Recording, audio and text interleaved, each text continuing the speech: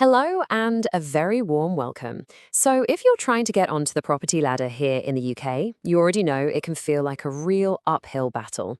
Today, we're going to break down a government scheme that's designed to give you a helping hand, the First Homes Scheme. Now, everything we're about to cover today has been carefully put together by the expert team at Pro Tax Accountant. They are genuinely one of the UK's most trusted accounting firms, so you know the information you're getting is solid, practical, and really designed to help you make sense of all this. Okay, let's just get straight into it.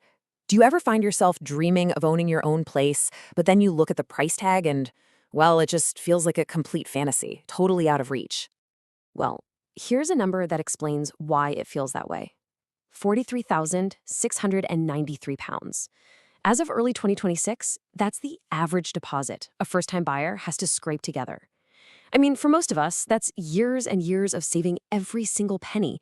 It's a huge financial mountain to climb. And if that number just made your heart sink a little bit, please know you are absolutely not alone. It's the tough reality for millions of people. But, and this is the really important bit, that challenge has been recognized, and there are now schemes out there designed to be a lifeline. So first up, let's just quickly frame this problem. We're calling it the first home hurdle. It's all about getting to grips with the very real challenges that buyers are facing right now. And that hurdle, well, it leads us directly to the solution we're talking about today. So what exactly is the First Home Scheme? Let's break it down and see how this government lifeline is actually meant to work. Okay, so in a nutshell, the First Home Scheme is a government plan that kicked off back in 2021, and it's specifically for England. The whole point of it is to help first-time buyers get their hands on a new-build home by offering it at a really significant discount to what it would normally sell for. It's the government's way of trying to bridge that massive affordability gap. And when I say a significant discount, I really mean it. The absolute minimum discount you'll get on a property through this scheme is 30%. Just think about that for a second. On a house worth £250,000, that's an instant 75 grand knocked off the price. It's huge. But hang on, it can actually get even better. In certain areas, the local council has the power to crank that discount up, potentially all the way to 50%. Can you imagine buying a home for literally half of its market value? That is a truly life-changing difference. Now, this is a really important bit because it's where a lot of people get confused. The First Home Scheme is not the same as shared ownership. With shared ownership, you buy a chunk of the property and then you pay rent on the rest. With First Homes, you own 100% of your home from day one. No rent, no buying extra shares down the line, it is all yours. Okay, this all sounds pretty amazing, I know, but the big question it raises is, could you actually be eligible? Let's go through the essential checklist and find out. All right, here are the main rules. First, you have to be a first-time buyer. Simple enough, but listen closely because this next bit catches a lot of people out. If you're buying with a partner, you both have to be first-time buyers. If one of you has owned a home before, you're out. Your total household income can't be more than £80,000 or £90,000 if you're in London. The property must be your main and only home, and you'll need to get a mortgage for at least half of the discounted price. And finally, local councils can also give priority to key workers or people with a strong local connection to the area. And this chart just gives you a really simple, clear visual of those income caps we just mentioned. It's £80,000 for most of England, but that gets a little bump up to £90,000 to account for the crazy property prices in London.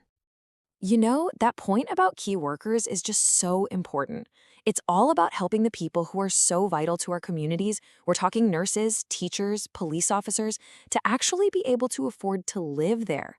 This quote here, which is inspired by a real teacher's story, just says it all. For her, it was a way out of that endless renting cycle, and it felt like her work was being valued.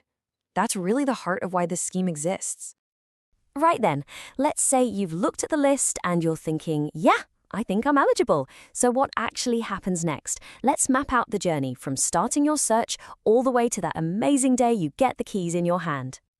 So here's your roadmap. Step 1, check your eligibility and find a developer who's actually building first homes in the area you want to live.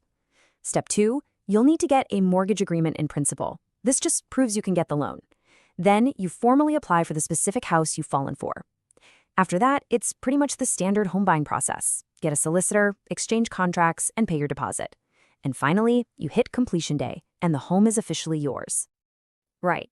I know exactly what you're thinking right about now. A 30, maybe even 50% discount sounds incredible, but what's the catch? There has to be a catch, right? Especially when you decide to sell up and move on a few years down the line. And this is the really clever part of the whole thing. That discount isn't just a one-off gift for you. It stays with the property forever. So when you sell, you have to pass on that same percentage discount to the next buyer, who also has to be an eligible first-time buyer. The whole idea is to create a chain of affordable homes that helps generation after generation. Okay, time for a quick pro tip. Getting the mortgage is a massive piece of the puzzle. You'll definitely want to hear this part. Because the scheme is still quite new, not every bank is totally up to speed. So it really pays to talk to lenders who've been on board from the start, like Nationwide, Leeds, and Newcastle Building Society. They know the process inside out, and that can make your life a whole lot easier. So, we've covered all the good news, but to make a really smart decision, you have to have the full picture. So it's time for a bit of a buyer's reality check, where we weigh up those fantastic benefits against the real-world challenges. Let's break it down then.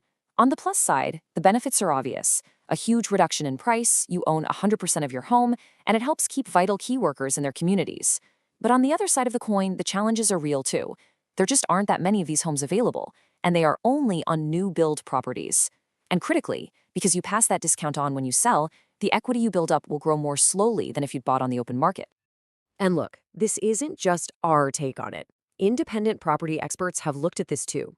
This quote from Savills Research points out a major challenge, that in many parts of the country, the scheme might struggle to provide homes that are genuinely affordable for families on lower to middle incomes. It's an important dose of realism to keep in mind.